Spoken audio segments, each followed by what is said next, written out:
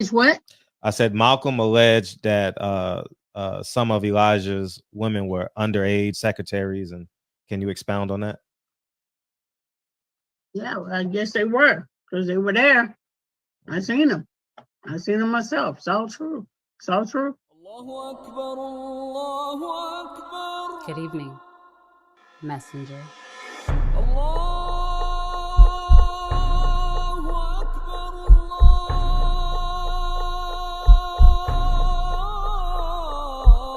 You convinced us that you were the last messenger.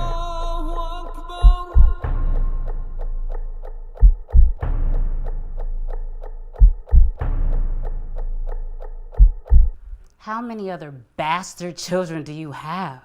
Mr. Muhammad, I'm so glad you brought that up because tomorrow, when I get up, I'm reading Malcolm X's book from and my son's class first, and then I go to my daughter's class. I've done it every year. They've been in grade school to honor Malcolm X. Um, and so I do my best to keep his legacy alive. I normally do a big event, but we have So you're fires. gonna read your son the autobiography? No, we read the autobiography already. But I'm just gonna get a short book and I read it to the class, and then I go to my daughter's class and I read the book to the class, and we do it like that, and then we come home and have dinner. So we'll have a home cooked meal tomorrow. Okay, now you asked the question like, what is Harlem gonna do? It's a big day in Harlem tomorrow. It's a huge day in Harlem tomorrow. Malcolm X 100th birthday. Every organization is going to take the trip up to Ferncliff Cemetery. It's going to be hundreds of people at his grave site tomorrow.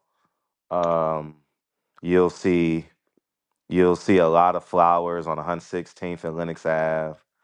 Um, you'll see some flowers at his house on now which is by you now. You should go by there tomorrow and put some flowers on his home. Um, Fred, I ain't been there.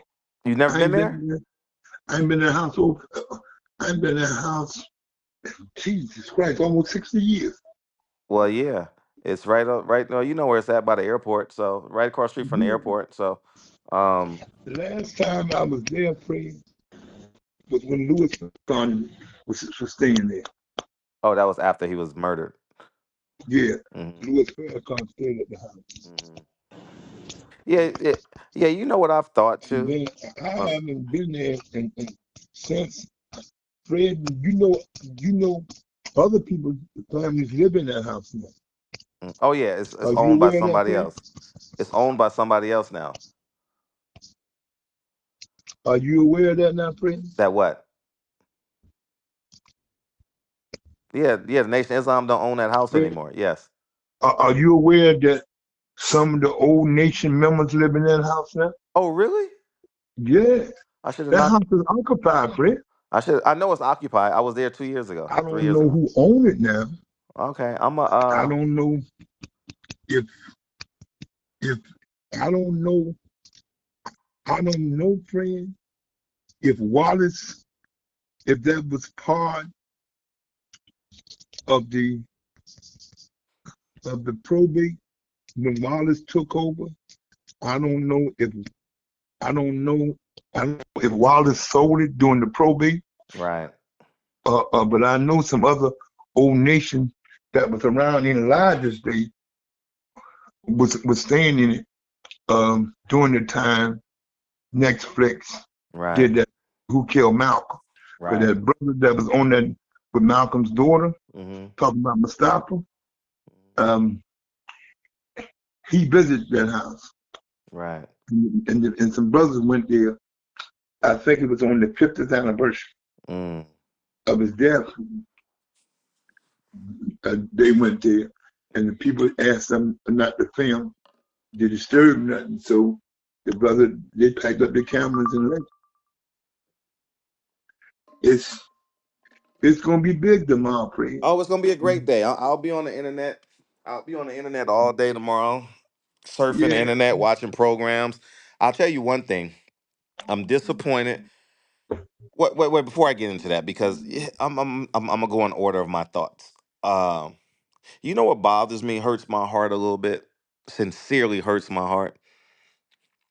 Um, that Farrakhan has lived a long life and Malcolm X's life was cut short. That bothers me, man. Have you thought about that before? Well, I never thought about it that way, Mm-hmm. but the circumstances, the way it was created, you can't blame Farrakhan. Shit. Excuse me. Hear me out. All right, go ahead. You can blame him for creating the climax. You actually blame him. Farrakhan, sure, he ran his mouth. Sure, the minister did this, the minister did that. But you got to blame those that was responsible, because you can't blame Farrakhan being blessed by the Creator to live 91 years. Mm-hmm. So that's how I look at it. Maybe look at it different from you. A Right. lot of people angry that Farrakhan is still here, but you're not the Creator. He spared Farrakhan. I don't know if he's gonna grant Farrakhan paradise or the hereafter, but Farrakhan has been blessed. I'm not saying that he should have, or not whether he should have, but he's been here 91 years. Yeah. And by no means am I wishing death upon Farrakhan. I know the point. I'm just have a common sense argument, right? Like for him to say Malcolm X was worthy of death, for him to say in the final call, but it wasn't called the final call then. It was called the what? Muhammad speaks. Muhammad Speaks. Thank you, dog. It was called Muhammad Speaks. He said it was an article in there with Malcolm X head severed from his body rolling down the street. So with that being said, and that was in the Muhammad Speaks, which was created in Malcolm X's basement, right, in Queens. So what I'm saying is a man that rigorously and vigorously supported ideology that called for the murder of a black man and he is considered a black leader is disturbing to me, very disturbing. and Well, and uh-huh. and so with that being said, it's just it's trivial to me that people can utter Farrakhan and Malcolm X in the same breath. It's trivial to me how black people can honor Farrakhan with the rhetoric that he spilled the 60s and the 70s and the 80s. He steered away from it now, but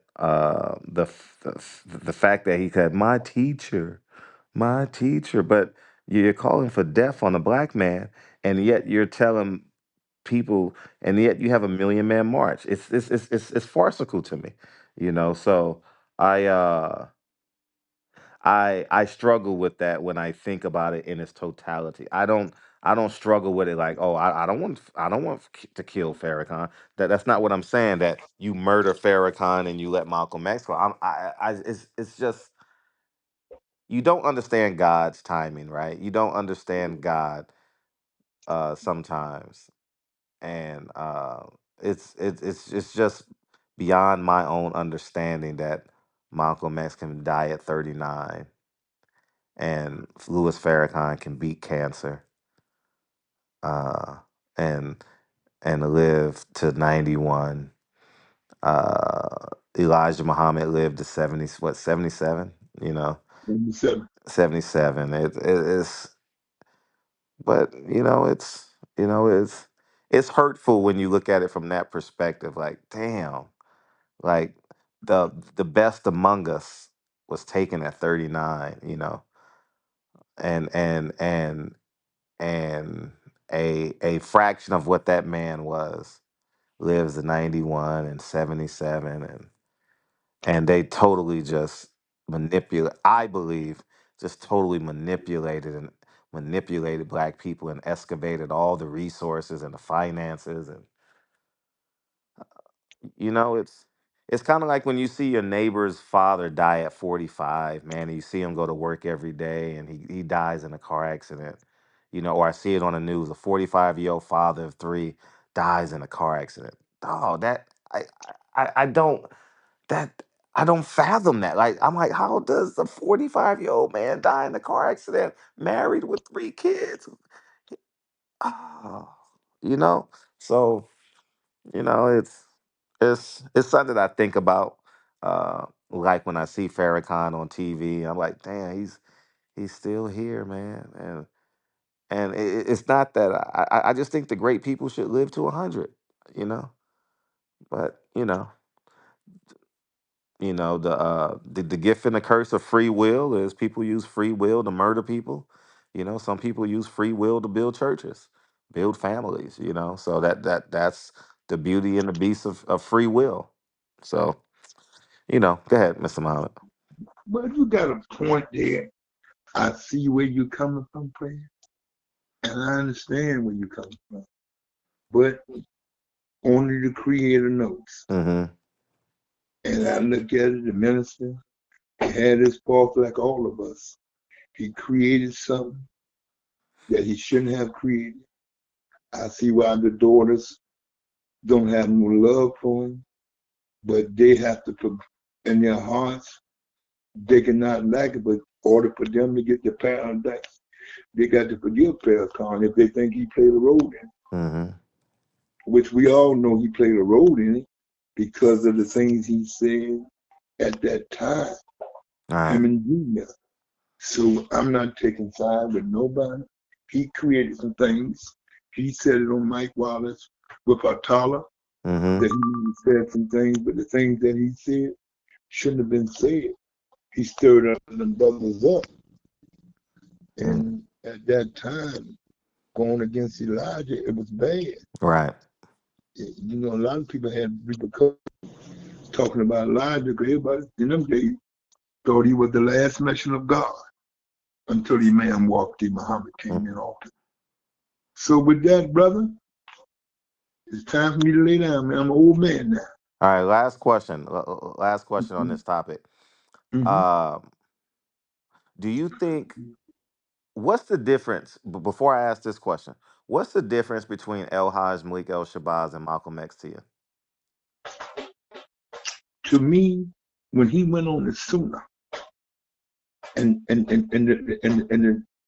gave him that name in the East, Malik El-Shabazz, he had switched from that of Elijah's teaching to the Sunnah of al-Islam all over the world. Mm-hmm. So that's why the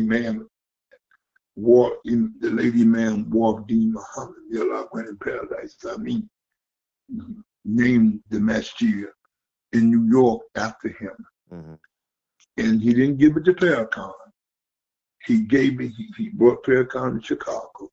That's another story we'll talk about, the rift between Farrakhan and Minister Jeremiah. We'll talk about that another time. Mm-hmm. But I believe it served a purpose. And the Maud tell the story. And because, every year they have some online about Malcolm. Like you said, you're going to be online tomorrow Mm-hmm. talking about Malik al-Shabazz. So what's your next question before we go? No, I think that if the world would have been reintroduced to El-Hajj, Malik El-Shabazz, I think we would have been more understanding of the plight of humanity as opposed to the plight of black people, the plight of white people. I think I think El-Hajj would have done a great job at being an ambassador on humanity. And I think black people, Mexican people, Puerto Ricans, we are so caught up on the race and we forget that it's really about humanity, and if we come from one creator, why do we segregate ourselves with race? Like it's the That dumbest is thing kind of ever. crazy. It's the That dumbest is, thing. So that is crazy. yeah, if there's one God, right, why do we separate ourselves by color of skin? It's crazy, man. Isn't that crazy? It's really crazy, man. Yeah.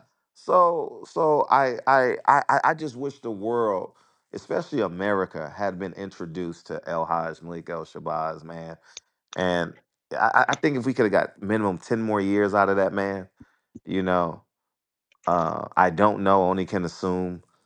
But you know, and also I'm also to close it out, I'm also disappointed in I don't know which Malcolm X daughters are well, it says El-Hajj Malik El-Shabazz on his tombstone, on his headstone. So El-Hajj Malik El-Shabazz. Um um why that they're putting so many Democrats and people that he wouldn't stand beside in agreement with, um, doing his 100th birthday. And yeah, man, it's uh it's heartbreaking because he's very candid and when he speaks, like, I'm not in support of Democrats, you know. The only difference between Democrats and Republicans, that Republicans tell you what they stand for. You know, he called them foxes. You know, he called the Democrats foxes. Man, you know, they'll lie to you and tell you that they're this and they're not. So yeah, it's just I don't know. Do they call it bastardizing his legacy? Like, like oh man, it's like just whatever he say, honor it, right? That's just who he is. They're trying to soften who he is, man. They trying to make him like a all inclusive, like Malcolm X is all inclusive. You know, like I I know people gonna misunderstand when I say he wasn't all inclusive per se and humanity. Like but I mean he stood for something, and it's very clear what he stood for in his speeches.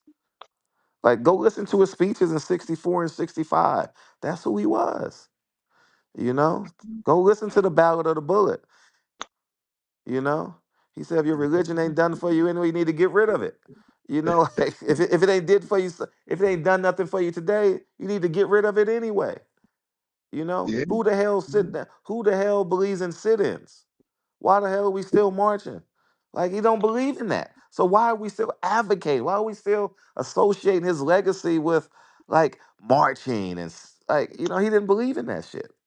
So you know like I hear you, brother. anyways, man, Uh, I know you tired, man. I'll holler at you tomorrow, champ. Huh? did you send that prayer? Man, will you leave me alone, man? Listen, brother. You Hold on, told me. hold on. Let me in. Let me end this video, man. Let me straighten you out, bro. All right.